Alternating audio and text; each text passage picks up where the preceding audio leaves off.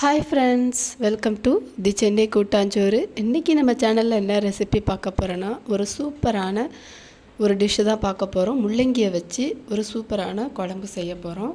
அது எப்படின்னு பார்த்தீங்கன்னா, இது சாப்பாட்டுக்கு, இட்லி, தோசைக்கு எல்லாத்துக்குமே ரொம்பவே சூப்பராக இருக்கும். கண்டிப்பாக நீங்களும் இதே போல் ட்ரை பண்ணி பார்த்துட்டு எப்படி இருக்குன்னு கமெண்ட்டில் சொல்லுங்கள். லைக் பண்ணுங்கள், ஷேர் பண்ணுங்கள். பாருங்கள், நான் முள்ளங்கி எடுத்திருக்கேன். முள்ளங்கி எடுத்து நல்லா வாஷ் பண்ணிவிட்டு தோல் சீவிட்டு இந்த மாதிரி துருவி எடுத்திருக்கேன், ஒரு கப்பு அளவுக்கு.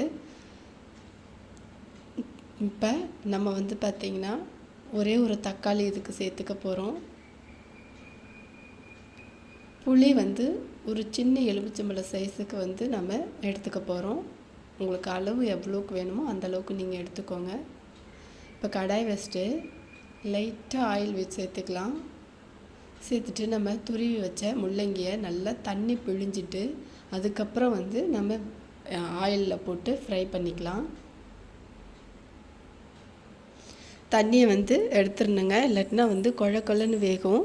தண்ணி இல்லாமல் நம்ம செஞ்சிடலாம். நல்லா ட்ரையாக நமக்கு கிடைக்கும் முள்ளங்கி. இந்த அளவுக்கு தண்ணி கிடச்சிருக்கு ஒரு கப்பு முள்ளங்கியில். இது ஒரு 5 நிமிஷம் கைவிடாமல் கொஞ்சம் மீடியம் ஃப்ளேமில் வச்சு இந்த மாதிரி ஃப்ரை பண்ணி எடுத்துக்கோங்க. இதில் நம்ம எதுவுமே சேர்க்க தேவையில்லை.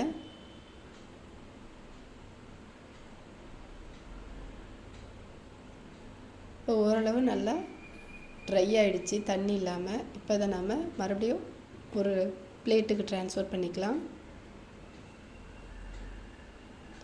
பாருங்கள், கலர் கொஞ்சம் லைட்டாக சேஞ்ச் ஆகிருக்கு. இந்த அளவுக்கு நம்ம ஃப்ரை பண்ணால் போதும். இப்போ மறுபடியும் அதே கடாயில் ஒரு 4லேருந்து 5 ஸ்பூன் ஆயில் சேர்த்துக்கிட்டு வெந்தயம் ஒரு 1/4 டீஸ்பூன், கடுகு உளுத்தம்பருப்பு ஒரு 1/4 டீஸ்பூன், ஜீரகம் ஒரு 1/4 டீஸ்பூன் சேர்த்து பொரிய வர டைமில் ஒரு கொத்து கருவேப்பிலை சேர்த்துக்கலாங்க.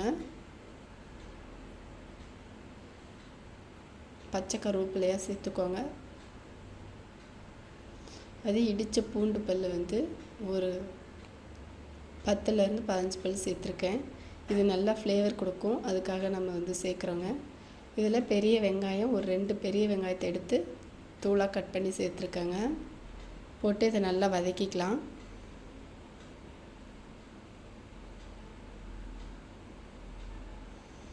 வதக்கியாச்சு. இப்போ தக்காளி பார்த்திங்கன்னா ஒரு தக்காளி எடுத்து நான் அடித்து வச்சுருக்கேன். உங்களுக்கு புளி தேவையில்லை, தக்காளி டேஸ்ட்டு மட்டுமே போதும்னு நினச்சிங்கன்னா நீங்கள் புளியை அவாய்ட் பண்ணிவிட்டு தக்காளி ஒரு 2 தக்காளி 3 தக்காளி அந்த மாதிரி கூட நீங்கள் சேர்த்துக்கலாம்.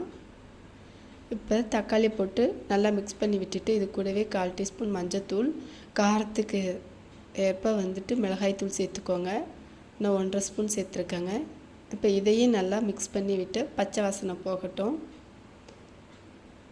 இப்போ பச்சை வாசனை போயிடுச்சு. இப்போ நம்ம துருவி வதக்கி வச்ச முள்ளங்கியை நம்ம போட்டு வதக்கிக்கலாம்.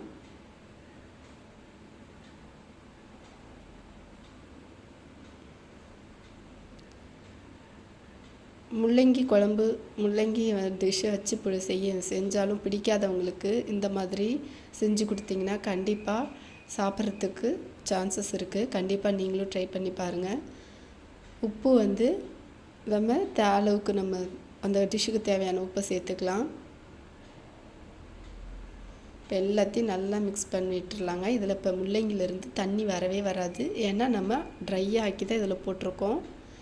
இப்போ ஒரு கப் அளவு தண்ணி சேர்த்துக்கலாம்.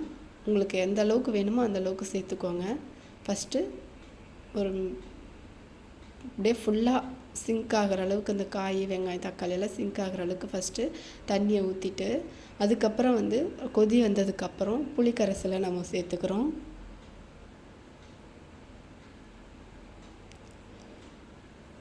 புளிக்கரைசல் போட்டும் நமக்கு எந்த அளவுக்கு தண்ணி வேணுமோ அந்த அளவுக்கு நம்ம வச்சுக்கலாங்க. இந்த அளவுக்கு வச்சிட்ருக்கேன்.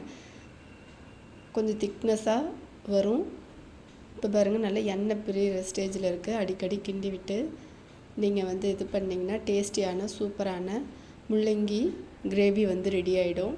இதே போல் நீங்களும் செஞ்சு சாப்பிட்டு பாருங்கள், கண்டிப்பாக உங்களுக்கும் பிடிக்கும். இது ஒயிட் ரைஸுக்கு, இட்லி, அந்த தோசைக்கெல்லாம் ரொம்பவே சூப்பராக இருக்கும்.